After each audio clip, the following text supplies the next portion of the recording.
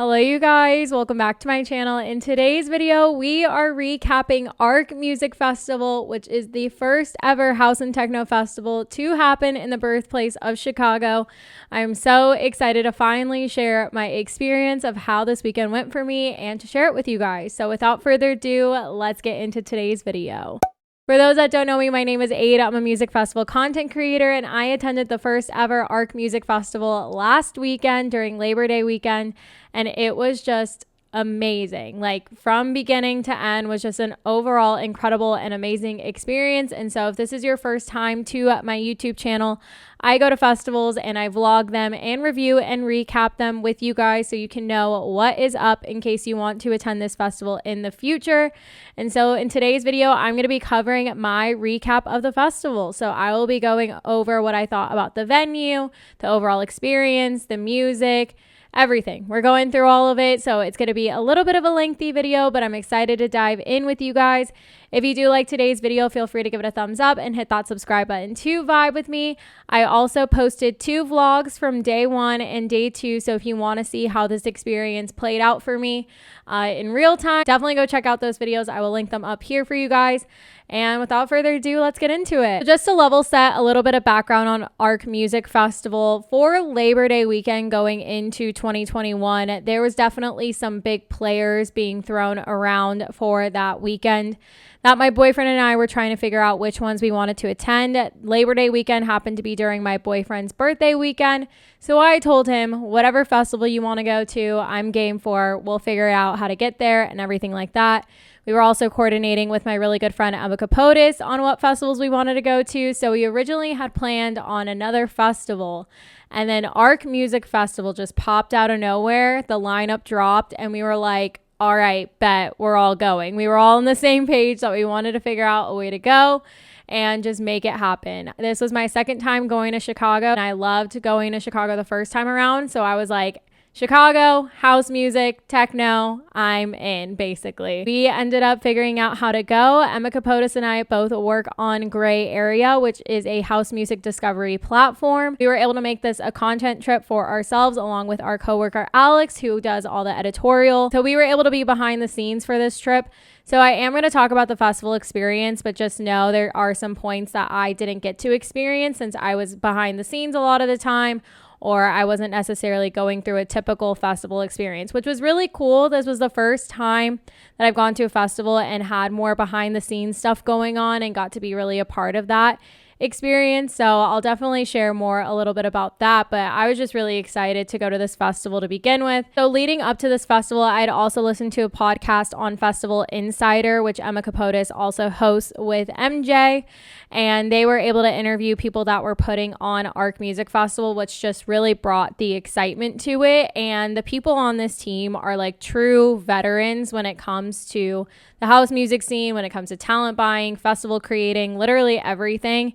You name it, this was the team to create a really incredible festival experience. And for a first time festival, I was so impressed. I was really impressed by this festival. Just all around, everything I'm going to talk about is what contributed to why this festival was so great and why I want to keep going back every year. That's just a little bit of background on the festival itself and what I was thinking leading up to it and kind of what my role was.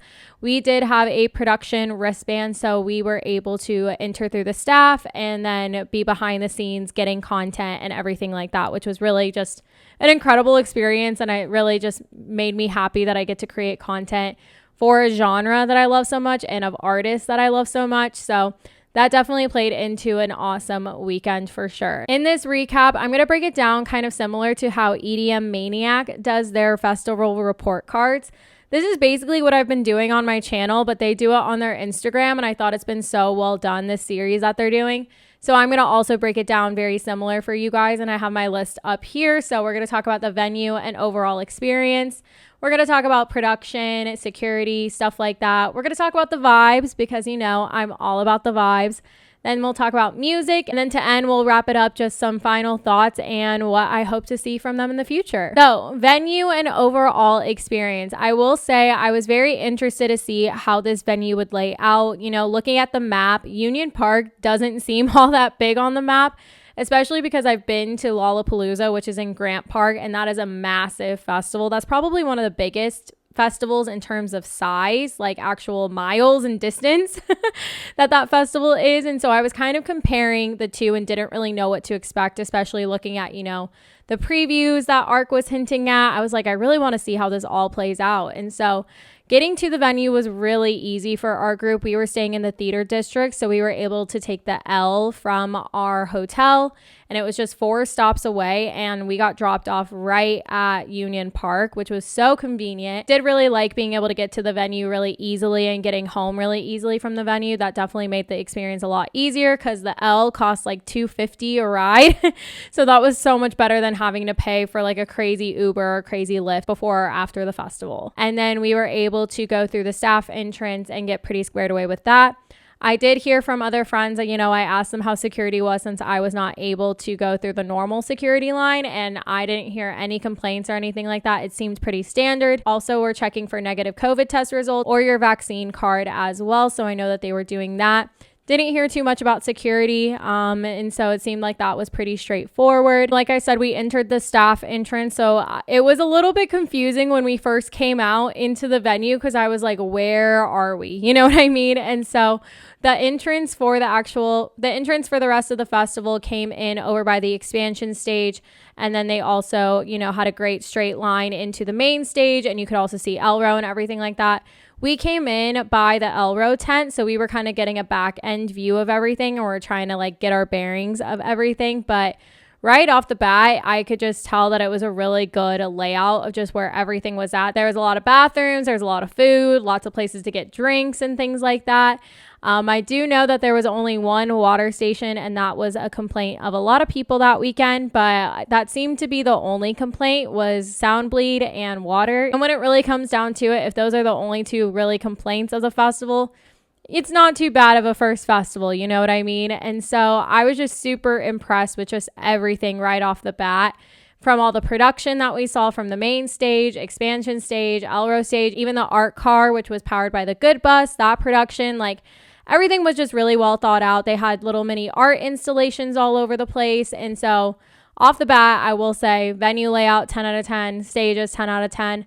I did notice some sound bleed, especially at the art car stage. You could definitely hear the sounds from Elro, and you could also hear the sounds from the main stage.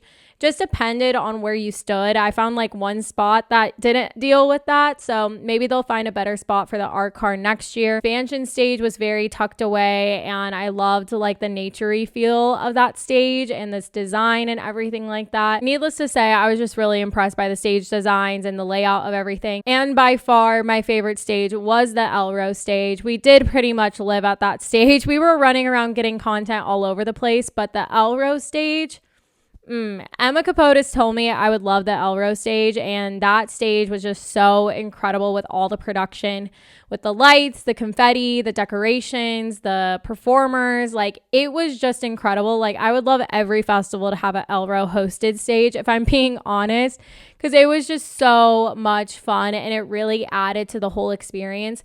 And this is something you don't get at every festival. And I just love when there's experiences like these at these festivals. Elro stage was by far my favorite, and some of my favorite artists played at that stage, which I'll talk a little bit more about those types of moments. I wish I did spend more time at the main stage and expansion stage. However, we were working, getting content. I didn't really get to see the other two stages at nighttime, so I will be going back for sure, and we'll definitely spend some more time there. I also really noticed that they did really good job with the VIP, and I think they called them Icon Lounge and then Global Icon Lounge, I'm pretty sure is what they were called. Those lounges looked really great, and they had really good food in them, bars in them, and stuff like that too. So I heard that those were really good experiences. We were able to go into the VIP area and kind of check them out. And then also they had a VIP section at Elro and at Expansion. So that way you could have a closer view of the stage, which I thought was really awesome, especially that you don't have to feel as crowded being up at the front like you do in GA. Needless to say, overall experience, like you could just really tell that this festival was really well thought out, I thought, by the festival organizers and producers. And like I keep on saying, for a first time festival, I was like, this was just incredible. Like, I just really had no complaints. Maybe being behind the scenes more in the staff perspective kind of helped a little bit, but you know, I was really trying to look at it also from an attendee perspective, and I just really had no other complaints other than the water station being these weird little water fountains. And then I did also hear from friends that, you know, water was $7. So if you couldn't wait in the line for the water refill station, because there was only one water refill station, you had to pay $7 for water. And then I also heard the drink prices were a little bit pricey, which we were able to get drinks backstage. So that really helped us out a lot. But I really feel for my people that dropped a lot of money at ARC Music Festival. So maybe hopefully those drink prices might go down next year, as well as maybe just adding another water station somewhere else and maybe changing the type of water station it is, since the type that it was made it very slow to fill up. I had my hydration pack and I filled up my water once from that water station, and then the rest of the weekend I was just getting water bottles and dumping it into my hydration pack. Up next we have the vibes, and I will say the vibes, immaculate, incredible, amazing. I loved the vibes at ARC, and there's a couple reasons why I think this is. Number one, very mature crowd. I felt like everyone was definitely, you know, a more mature type audience. Number two, we all love house music. We all love techno. When you put people that love the same genre in the same room like that, the vibe's always going to be immaculate. Number three, everyone was just so nice. Everyone was so friendly. I never once had a bad interaction or anyone giving me bad vibes or anything like that. Everyone was so incredibly nice. I think that contributed to really great vibes from everyone in the crowd, and we all loved the same artists and everything. And like being backstage and being able to see the crowd's reaction just like gave me chills, even more so than being in the crowd, because you can just see when like the artist is vibing with it and the crowd is vibing with it, and they're just like, yes, like just so good. You know what I mean? So I will say, like, crowd was just 10 out of 10. Outfits were amazing. Everyone had different vibes going on with house and techno. We had some Y2K, we had some rave in there. Like everyone was just looking good, feeling good, and everything like that. And yeah, we just had a really amazing time. We met some awesome people. Thank you to everyone that came to Emma and I's meetup. We got to meet a lot of really awesome people. I met some people from Austin. I met some people from all over. That was another thing that was really cool. You know, you had so many different communities from different states that got to come together for house music, which I thought was really cool. Like I had a pocket of friends from Austin. I had a pocket of friends from Arizona. There were some people from the Bay Area. There were some people from Seattle. Like there was all these pockets of people from all over the country that came to ARC Music Festival, like the first ever ARC Music Festival, all to celebrate house music in the birthplace in Chicago. Like, I don't know, like it just felt so cool to be there, and that we really got to witness something special. You know what I mean? Vibes, 10 out of 10, A+ in my book. As for the music, so I really only got to see a couple of full sets because I was running around getting content, things like that. We saw a little bit of Deborah DeLuca, and I know she threw down. We saw a little bit of Gene Ferris, Mason Maynard, Patrick Topping. All of those sets were really incredible. My favorite sets were, of course, at the Elro stage, and it was both the people that closed out. And so day one, my favorite set was Fisher, which I know I've been making fun of him on my social media a lot, but he really threw down at ARC. And I think it was because it was a house and techno festival that he really could just like experiment with it. Another really great thing about ARC was that all the sets were either 60 minutes to 90 minutes, if not almost 2 hours, depending on the artist. A lot of people earlier in the day had hour sets, but then other people had 90-minute sets, if not 2-hour sets, which is how things should be. You know what I mean? Like, it's just really important for the artist to take you on a journey, and they can't do that in 60 minutes, especially in house and techno. It was really great to have the artist be able to have longer sets. It also helped because the conflicts were really insane, so we could just be able to bounce around a lot more and know that we could catch some of our favorite artists. I know, like, for example, like Medusa was on and Camel Fat was on. Wasn't able to see their full sets, but I got to see a little bit and then got to go run around and get content elsewhere too. Like I said, my favorite set was Fisher. He did such an incredible job. And that was probably my favorite Fisher set, which is really tough to say because his Holy Ship Sunrise set 2019 will always forever live in my heart. But he really killed it at Elro, and with all the confetti and everything, and getting to see him from like backstage. I also got to be like above him at some point to get a really good clip, and like he saw Emma and I like flicking our wrists and everything. So it was just a really cool moment, and I'll never forget that. And then day 2, we saw some really awesome acts. Like we saw a little bit of DJ Heather, Gene Ferris, Camel Fat, Medusa. Who was before? Oh, Leaf Foss we saw a little bit of. And then my favorite set for the end of day 2 was hands down Hot Since 82. Chase and I were fangirling like no other being up on stage with him because we love Hot Since 82. He became one of our favorite artists during quarantine. And so to get to see him together for the first time on the Elrose stage at Arc Music Festival, that was the best birthday present I could have given my boyfriend, honestly. We were so happy. We were thriving, and our whole rave group was thriving, and we were just having such a good time. And the confetti blow at the end just topped it all off. Music was just incredible. You really could not have gone wrong with any artist you saw. I also thought it was awesome that some artists, you know, really paid tribute to what they were here to do at Arc Music Festival. Like Gene Ferris opened up with Move Your Body by Marshall Jefferson, which is just iconic. And then Hot Since 82 ended his set with Music Is the Answer. So like there was just little hints of that just really characterized what Arc Music Festival was here to do, which was to celebrate house music in Chicago. And so it just rounded out a really incredible weekend, and getting to see those artists. I'm really interested to see who's going to play next year. And I feel like I have some ideas based off of who played this year and also who I thought should have played. But there was definitely some radius clauses because of North Coast that was also happening. I feel like a lot of people that were on that North Coast lineup are going to play Arc next year, most likely. So we'll definitely keep an eye on that. We also did go to some after parties. So after day 1, we went to Radius, which had Eli and Fur and Blacklist. That venue, you guys, is incredible. The people in Chicago that go to Radius are so spoiled because that venue is so incredible. It has major warehouse vibes, industrial vibes, and has the most incredible production. I was just so blown away by the production of it all. And I was like, we do not have a venue like this in Austin. And it was just so much fun. And Eli and Fur had a really amazing set.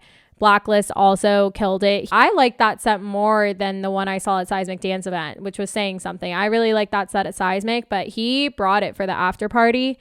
And then on day 2, we ended up at Spy Bar, which was like an underground basement, very small and intimate after party and venue. And we saw a little bit of Will Clark. We didn't stay the full time just because it was Sunday going into Monday. These after parties went till 4 a.m. I think we left at 2 a.m., but Will Clark still did a really amazing job. I love Will Clark. That was like my 4th or 5th time seeing him.